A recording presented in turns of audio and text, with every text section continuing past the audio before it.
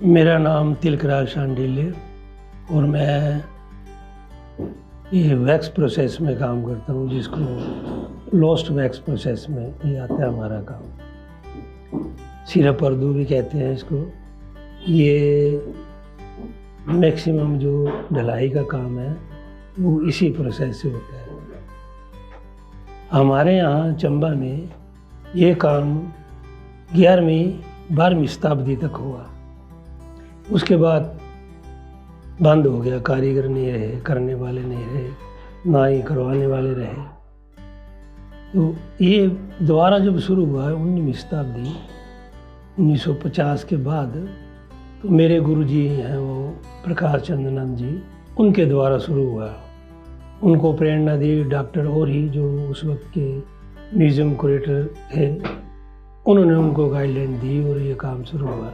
होता तो था यहाँ भी पहले, मगर वो हुक्के नरेड़े वगैरह बनाते थे। एक थे वो यहाँ सरना ठठियार करके, वो वैक्स का काम करते थे, मगर दूसरे ढंग से, जैसे भगवती बना दी छोटी, शेर बना दिया, ऐसे छोटे छोटे पीसेस, मगर उनको गाइडलाइन किसी ने नहीं दी, इसलिए उनसे आगे नहीं काम हुआ। हाँ, उनके लड़का और पोता इस काम को करता है। जो हमारे पर प्रकाश चंद्र नंद जी, इनके पिता भी बर्तनों का काम करते थे, पहले बनाते थे।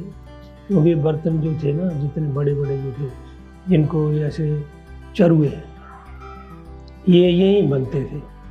चरुए होता है जिसका मुंह लंबा और नीचे से उसकी गोलाई में, जिसमें हमारे लोग जो थे वो चावल ज़्यादा बनाते थे, ये लोग ये बनाते थे पीट के, बाई हैम्बर पीट के ये उसको बनाते थे। तो ये इनके जो मेरे उस्ताद जी हैं, तो ये इन्होंने वो काम तो नहीं सीखा, मगर जब सीखने लगे तो इन्होंने इस काम को पकड़ लिया जो वैक्स का था। वैक्स में इन्होंने इतनी तरक्की की कि इनको उस पर 1974 में नेशनल अवार्ड भी मिला हुआ है। और साथ में ये हमारी गवर्नमेंट ने हैंडीक्राफ्ट्स, जो हमारी कॉरपोरेशन है, उसने यहाँ सोसाइटी चलाई और बच्चों को ट्रेनिंग देना शुरू किया। तो हम भी उसमें चले गए ट्रेनिंग ली हमने। उस 1 साल की थी ट्रेनिंग पहले, फिर वो 2 साल तक बढ़ा दी। उस वक्त की चेयरमैन थी सत्यवती डैग, और हमारे जो थे राम स्वरूप शर्मा जी, वो थे MD इसके। इस हिसाब से इस काम को मुझे लगन थी और मैंने सीखा भी। उस वक्त मैं कॉलेज में पढ़ता था, तो मुझे स्पेशल परमिशन दी गई कि आप 1:40 बजे पीरियड ख़त्म होता है, 2 बजे आप आके क्लासें अटेंड करो। उसके बाद ही मैंने शुरू कर दिया काम, और उस्ताद को तो उस वक्त तक नेशनल अवार्ड मिल गया हुआ था। तो अब आता है कि ये काम बंद हो गया क्योंकि करने वाले नहीं रहे। उस्ताद जी को प्रेरणा दी डॉक्टर गुरी ने, इन्होंने काम शुरू किया। गवर्नमेंट ने इसमें ध्यान दिया और ट्रेनिंग सेंटर चलाए, तो उसमें पहले हम 10 स्टूडेंट जो थे वो उसमें आए, और शायद उन 10 स्टूडेंटों में मैं एक ऐसा हूँ जिसने इस काम को पकड़ के रखा, पहले बैच के स्टूडेंट। बाद में भी आए, उन्होंने किया, इक्के दुक्के ने काम किया, क्योंकि इसमें एकदम पैसा मिलने वाली बात नहीं थी। तो मेरा तो इंटरेस्ट था, इसलिए मैं इसमें लगा रहा। आज मुझे 47 साल हो गए इस काम को करते हुए, मैं कर रहा हूँ। और ये आपके सामने है, जो ये मेरे पीछे लड़का मिट्टी लगा रहा है, ये आपके सामने एग्जाम्पल है कि मैं ये काम कर रहा हूँ, और आगे तक भी करता रहूँगा जब तक हाथ पाँव चलते रहेंगे। इस काम को हम कश्मीरी ब्रॉन्ज से रिलेटेड मानते हैं, क्योंकि ये आया ही कश्मीर से।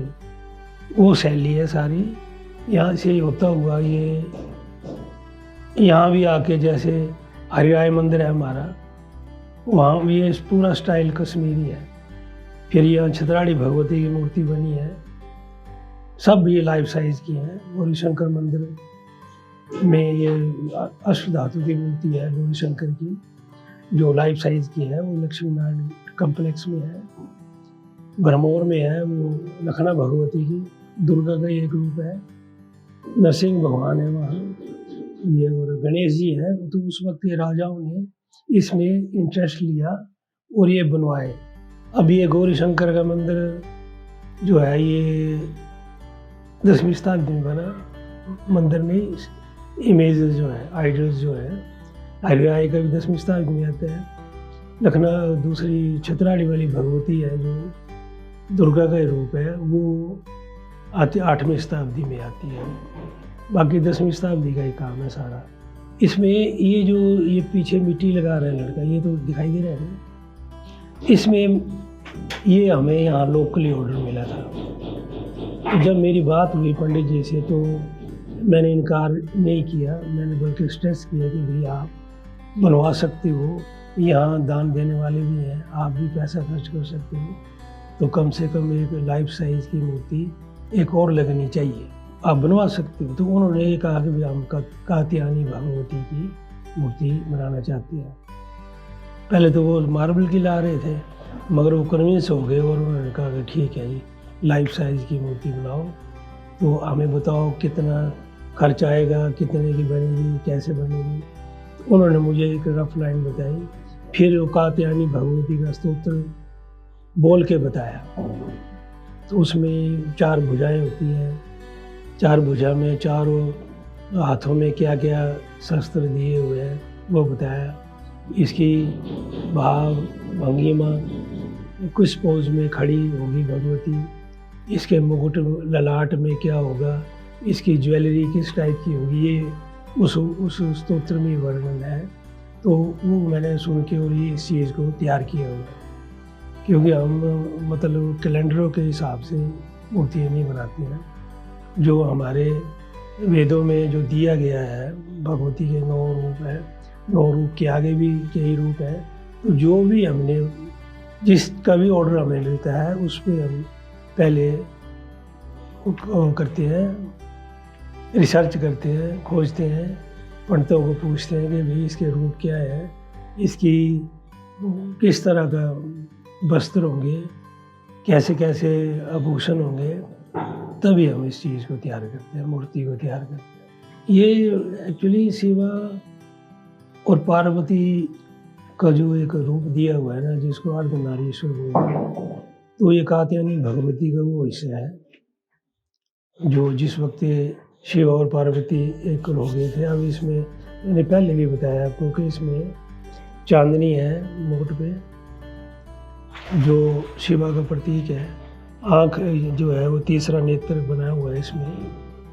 तो ये चीज़ें जो है जैसे बताया हमने वैसे बना दी थी।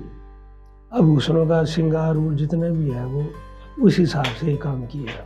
ये कम से कम भी 4.5 फुट तक बनेगी और इसका वजन होगा 230-40 किलो के हिसाब, 230-40 किलो तक इसका वजन होगा। ये एक्चुअली यहाँ मौसम ठंडा होता है ज़्यादा, तो ठंड में वैक्स मॉडलिंग कम होती है और प्रोग्रेस कम होती है। फिर भी 6-7 महीने तो हमें चाहिए होते हैं इसके लिए। अब मिट्टी लगाएंगे, मिट्टी के लिए तो 2 महीने चाहिए हमें। फर्स्ट लेयर जो है जो लगाते हैं हम मोम के ऊपर, जो मोम का स्टैचू जब बन जाता है उस पर जो पहली लेयर लगाते हैं उसको सूखने के लिए हमें 4-5 दिन हफ्ता चाहिए। पूरा सूख जाएगा तभी सेकंड कोट के बाद उस पर सरिया, जाले वगैरह, तारे वगैरह, ताकि उठाने पे हिलाने पे ये टूटे ना। वो सपोर्ट करती है, जैसे लेंटर पे सरिया वगैरह नहीं डालते हैं उस ढंग से इसमें भी डालते हैं। फिर थर्ड लेयर है, थर्ड लेयर के बाद ये हमारा प्रोसेस पूरा हो जाता है। हाँ, मुहूर्त तो कहते हैं ही, क्योंकि ये भी हमने स्थापना करनी होती है, उन्होंने भी मंदिर में रखनी होती है, तो वो बनाने का भी मुहूर्त फिक्स करते हैं। बीच में कितना टाइम लगेगा ये नहीं होता है इसमें पूरा। पर प्रतिष्ठा का जो है, जिस मंदिर में ये प्रतिष्ठित होगी उसका भी मुहूर्त निकाल के प्रतिष्ठा करते हैं।